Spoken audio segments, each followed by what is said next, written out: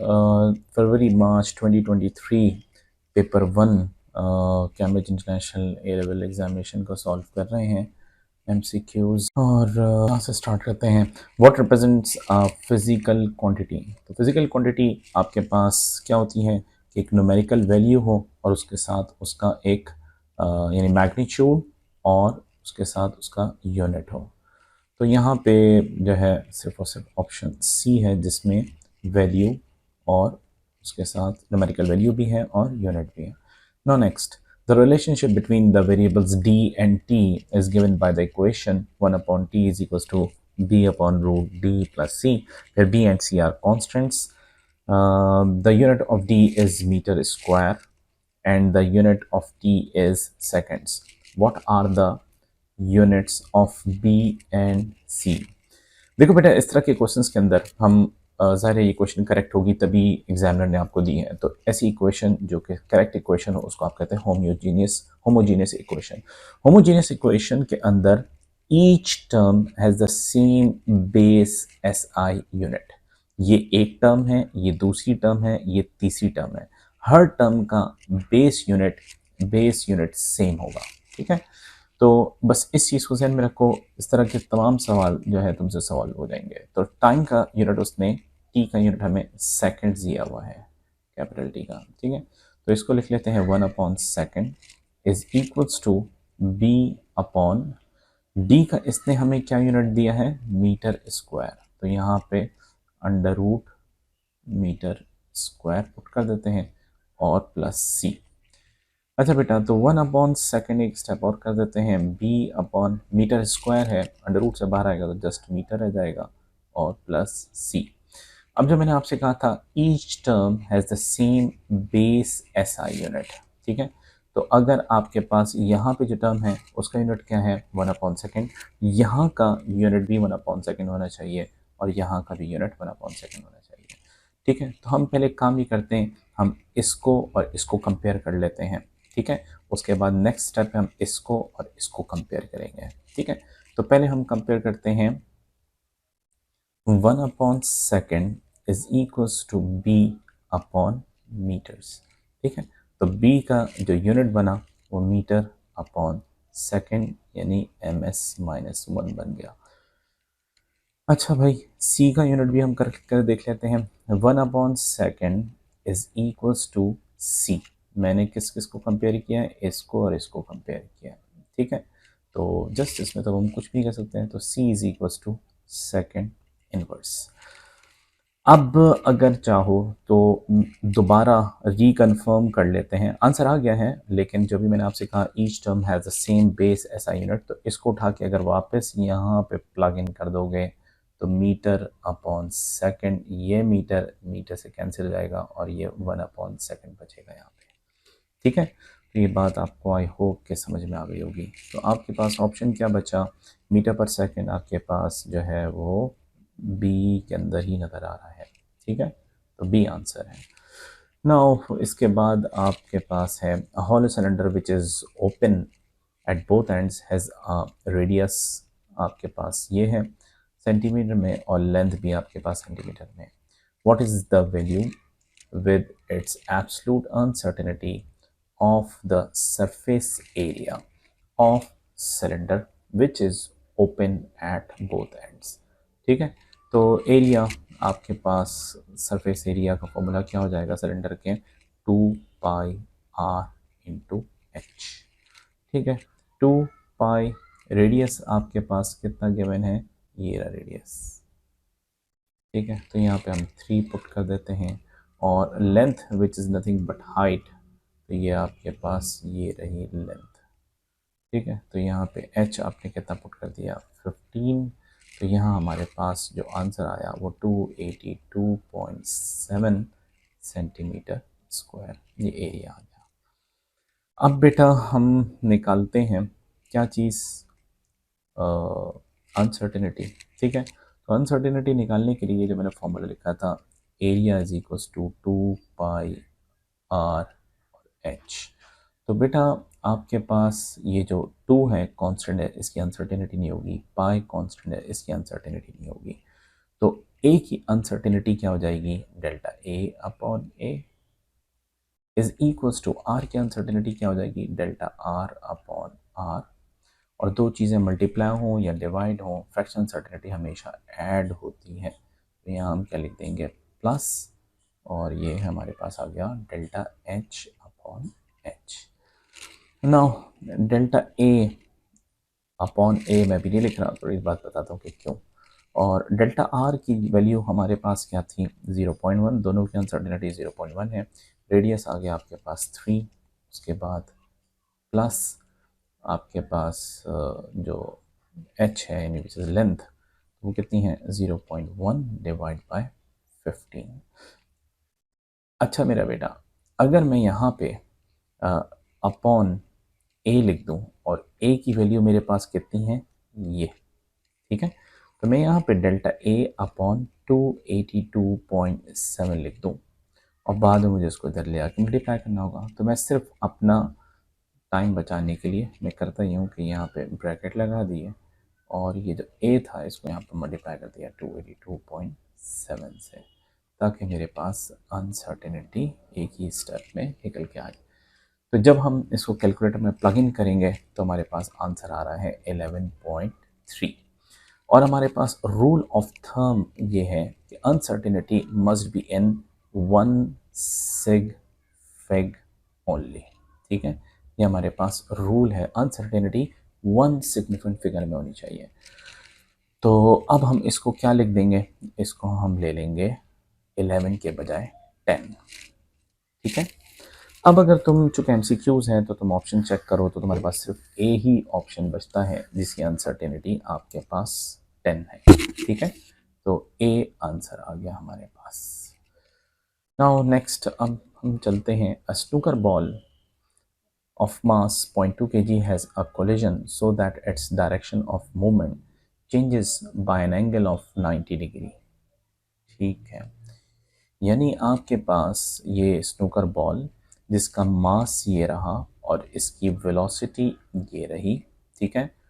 तो जब मास times velocity, क्या कैन आई से दिस इज़ अ मोमेंटम, तो मेरे पास जो मोमेंटम था वो आपके पास मास 0.2 टाइम्स 0.4 विच इज़ 0.08, ये आपके पास इनिशियल मोमेंटम था, आई कॉल्ड इट PI, ठीक है। उसके बाद उसने क्या कहा कि उसने हमसे कहा कि its direction changes, direction change हो गई by an angle of 90 degree. तो अब हमारे पास जो इस बॉल का जो फाइनल मोमेंटम हो गया वो हमारे पास हो गया, I called it PF, again mass times velocity 0.2 multiply by 0.3 which is 0.6।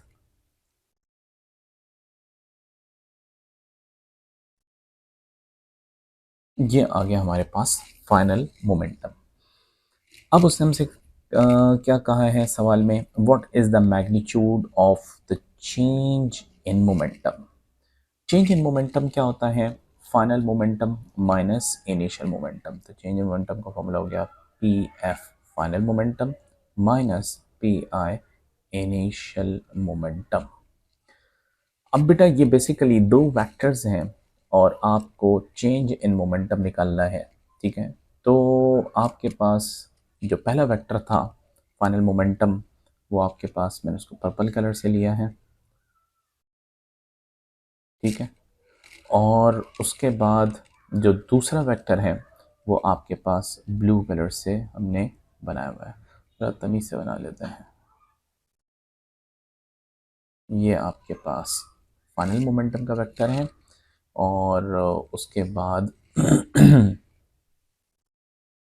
Plus initial momentum का वेक्टर है हमारे पास टूवर्ड्स राइट। बेटा अगर हमें इन दोनों वेक्टर्स को ऐड करना होता तो हमारे पास तो कोई मसला ही नहीं था, कोई गम नहीं था। चूँकि हमें सब्ट्रैक्ट करना है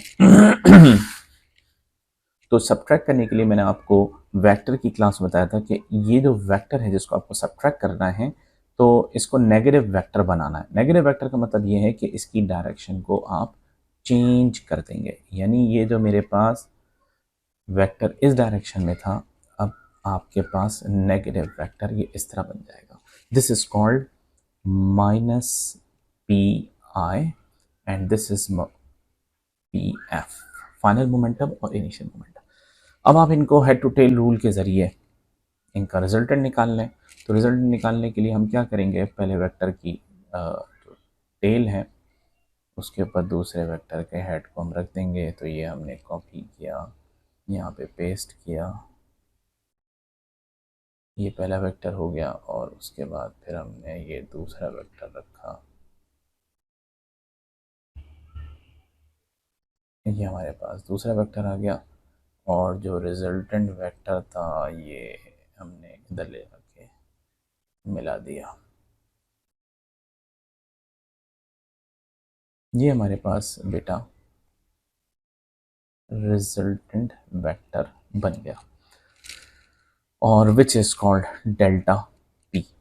अब ये कुछ भी नहीं है, अगर मुझे रिजल्टेंट निकालना है विच इज़ हाइपोटेन्यूज, तो पाइथागोरस थ्योरम आपको याद होगा। पाइथागोरस थ्योरम आपके पास क्या था, hypotenuse square which is delta p square is equal to perpendicular square plus base square. तो आपके पास परपेंडिकुलर है 0.06 का स्क्वायर, 0.06 का स्क्वायर प्लस आपके पास किसका है, आपके पास 0.08 था, यस, माइनस 0.08 का होल स्क्वायर। अच्छा बेटा, अगर मैं एक स्टेप कम करने के लिए हाइपोटेन्यूज के ऊपर के इस स्क्वायर को अगर मैं उड़ाऊंगा तो डेफिनेटली मुझे रूट लेना पड़ेगा दोनों साइड पे, ठीक है। तो मैं यहीं पर स्क्वायर को हटा के और अंडर रूट की साइन लगा देता हूँ, ठीक है। तो अब आपके पास जो इसका आंसर आएगा वो आएगा 0.1, यानी बी आंसर है आपके पास, ठीक है भाई। अब हम एक और सवाल करते हैं। A ball is kicked upwards at an angle of 45 degree to horizontal ground, ठीक है। After short flight the ball returns to the ground, ठीक है भाई। अच्छा, तो ये आपके पास ये हम इस बॉल की ट्रेजेक्ट्री बना लेते हैं कि ये बॉल की ट्रेजेक्ट्री होगी और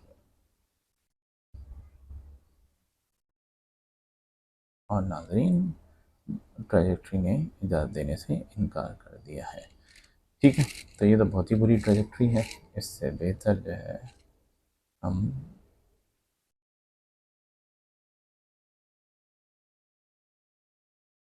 वो इतनी काफ़ी है, ठीक है। अच्छा, तो अगर मेरे पास बॉल को ये कह रहा है 45 डिग्री के एंगल के ऊपर आपने थ्रो किया था, तो ये लेट से ये आपके पास बॉल थ्रो हुई थी, it makes an angle with the horizontal 45 degree. और हमने ये पढ़ा हुआ है ऑलरेडी कि हमारे पास जब प्रोजेक्टाइल हम फायर करते हैं तो आपके पास एक हॉरिजॉन्टल कंपोनेंट होता है और वेलोसिटी का, और एक वर्टिकल कंपोनेंट होता है वेलोसिटी का। इसको हम ब्लू कलर से ले लेते हैं, ठीक है। तो आपके पास ये I call it this is V Y और ये horizontal component is V x.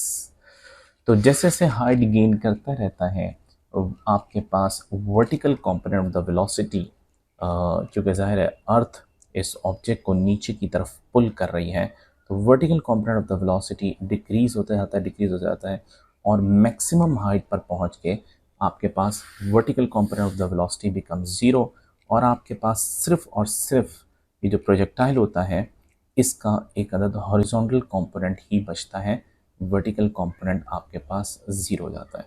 इस पर हमने काफ़ी डिटेल में थ्योरी की क्लास में बात कर ली थी, ठीक है। यहाँ पे बना देते हैं ये horizontal component of the velocity और ये आपके पास वर्टिकल कंपोनेंट। देखो ये वेक्टर मैंने ब्लू वाला छोटा बनाया है सिर्फ ये रिप्रेजेंट करने के लिए कि जैसे जैसे आपके पास ऊपर जा रहे हैं वर्टिकल कंपोनेंट ऑफ वेलोसिटी आपके पास डिक्रीज होता जा रहा है और मैक्सिमम हाइट पर पहुंचकर यहाँ पर मैक्सिमम हाइट पर पहुंच के v y vertical component of velocity zero हो जाता है नाउ। और ये सब आपके पास जो है एयर रेजिस्टेंस नेग्लिजिबल के केस की हमने जब पूरा डिस्कस किया था तो हमने ये सारी बातें वहाँ पे लिखी भी थी, नोट भी की थी। तो यहाँ पे बेटा देखो तुम्हारे पास it may be assume that air resistance is negligible. What is never zero during the flight of the ball? The horizontal component of the ball's acceleration. नहीं नहीं नहीं, हॉरिजॉन्टल कंपोनेंट आपके पास वेलोसिटी होती है विच रिमेन्स कांस्टेंट, तो acceleration का सवाल ही नहीं पैदा होता। The horizontal component of the balls velocity, yes this is correct. तो बी आपके पास आंसर है।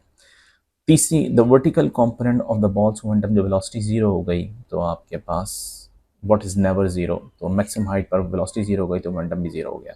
The vertical component of the balls velocity, इस बारे में बात कर ली मैंने, तो डी भी ऑप्शन नहीं पॉसिबल, तो ये हो गया हमारे पास फिफ्थ। इसके बाद हम चलते हैं next. The graph shows the variation with time t of the displacement s of an object. हमारे पास बेटा डिस्प्लेसमेंट टाइम ग्राफ इसने दिया है, और डिस्प्लेसमेंट टाइम ग्राफ से उसने हमसे क्या कहा है, विच graph represents the variation with time t of the acceleration. Displacement time graph से उसने एक्सेलरेशन टाइम ग्राफ बनवाया है। तो अब आपको तो ये मालूम है कि डिस्प्लेसमेंट टाइम ग्राफ का जो ग्रेडियंट होता है, ठीक है यहाँ लिख लेते हैं, gradient of d t displacement time graph is equals to velocity. ये आपको एक इंफॉर्मेशन है, ठीक है। तो पहले हम इसको देख के एक वेलोसिटी टाइम ग्राफ बनाते हैं, और फिर वेलोसिटी टाइम ग्राफ से हम एक्सेलरेशन टाइम ग्राफ पे जाते हैं। तो एक काम ये करते हैं, पहले हम लेबल कर लेते हैं यहाँ पे। लेबलिंग के लिए देखिए आपके पास यहाँ पे ये जो ग्रेडियंट है, line is pointing upward, gradient is positive or constant. Similarly, line is pointing upward, gradient is positive or constant. इन दो को लेबल कर लेते हैं। क्या gradient constant है और positive है, तो value of velocity is constant and positive, और यहाँ पे भी value of velocity is constant and positive। ठीक है बेटा। उसके बाद इधर की बात करते हैं, line is pointing downward, the gradient is negative, ठीक है, और लाइन स्ट्रेट है तो ग्रेडियंट भी कांस्टेंट है। देखो ये भी लाइन स्ट्रेट है, ग्रेडियंट कांस्टेंट है, और ये लाइन पॉइंट कर रही है डाउनवर्ड डायरेक्शन में, तो ग्रेडियंट यहाँ पे नेगेटिव है। तो अगर लाइन स्ट्रेट है तो उसका ग्रेडियंट कांस्टेंट होता है, ठीक है। तो ये आपके पास यहाँ पे भी कांस्टेंट नेगेटिव ग्रेडियंट, और ये कांस्टेंट नेगेटिव ग्रेडियंट, ये दो पॉइंट आ गए।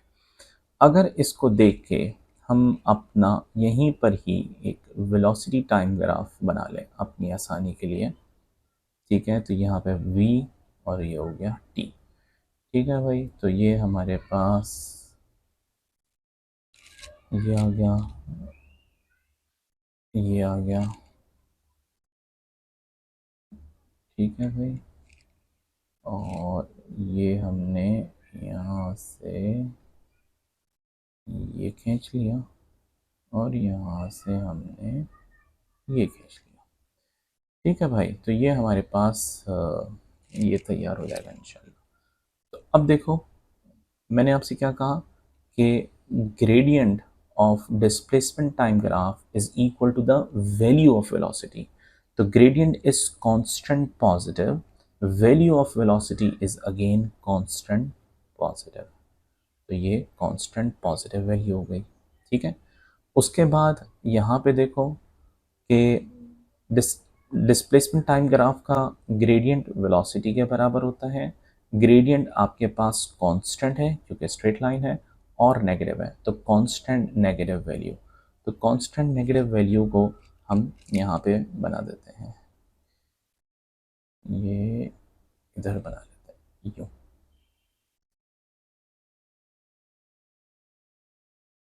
ठीक है। उसके बाद फिर यहाँ पे देखो ग्रेडियंट क्या हो गया, अगेन वही कांस्टेंट पॉजिटिव, यहाँ बना लेते हैं कांस्टेंट पॉजिटिव। फिर देखो तुम्हारे पास ग्रेडियंट कांस्टेंट है, नेगेटिव है, तो value of velocity becomes constant और नेगेटिव। ये मेरे भाई ग्राफ तैयार हो गया। किसका? आपके पास velocity time graph.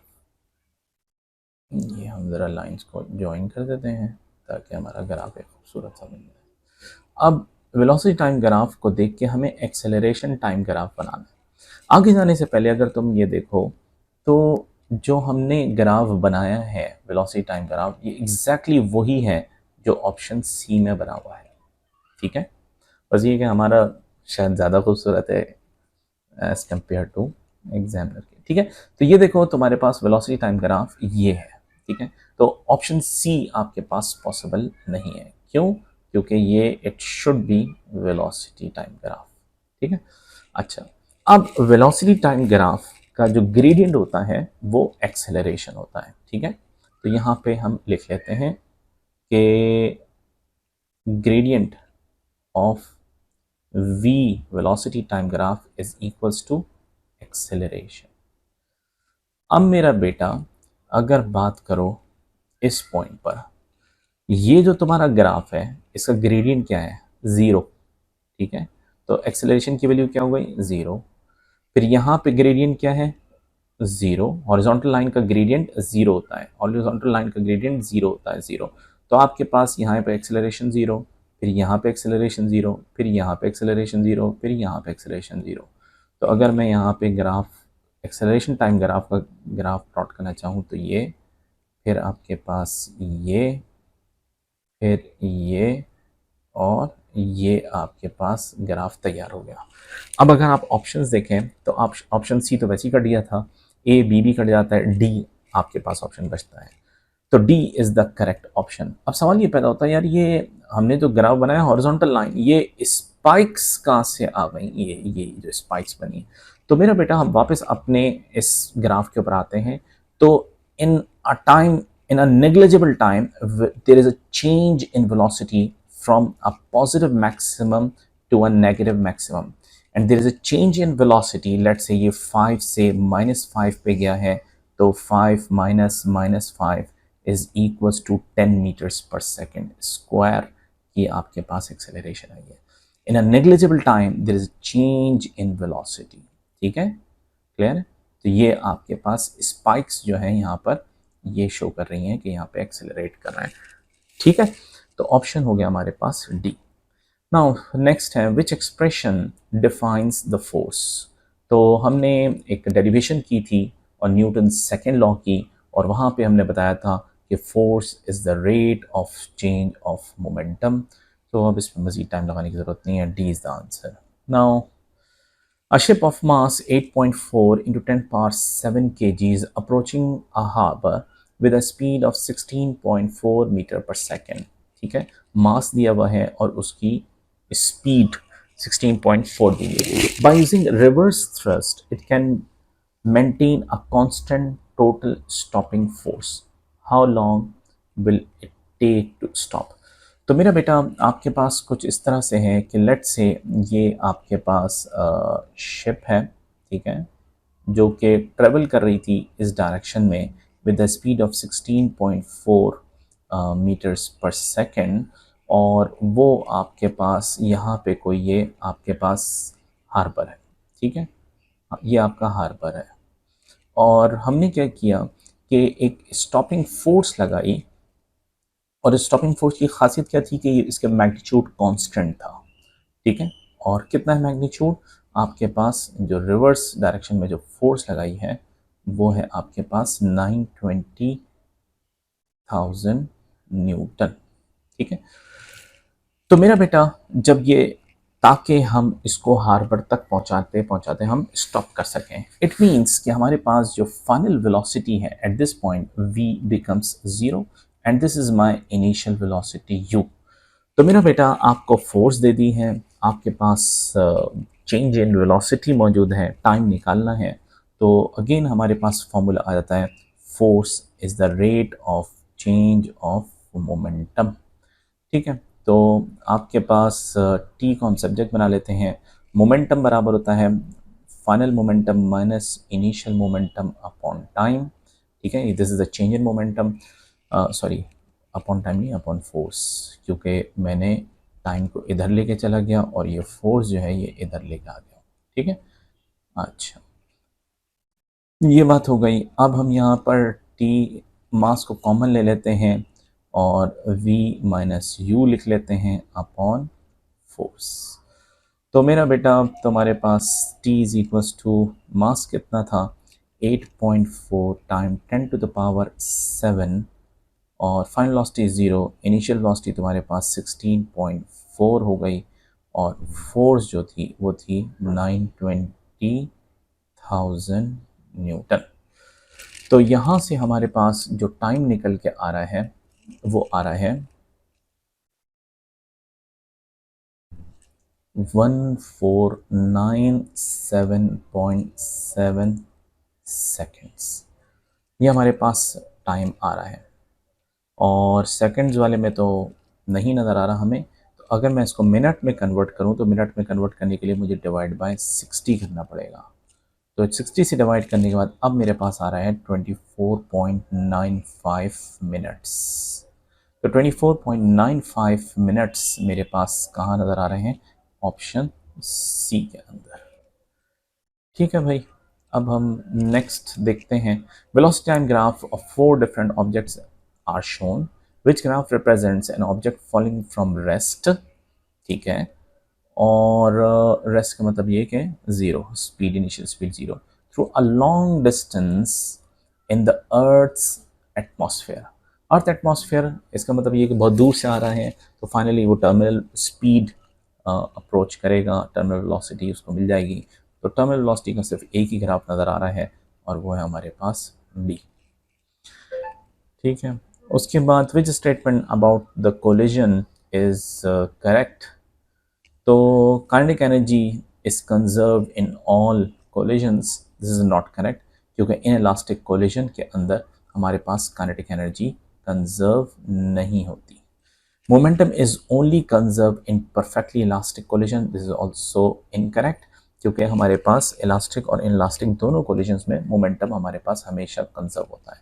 The relative speed of approach is equal to the relative speed of separation for a perfectly elastic collision, yes this is correct, this is true. ठीक है,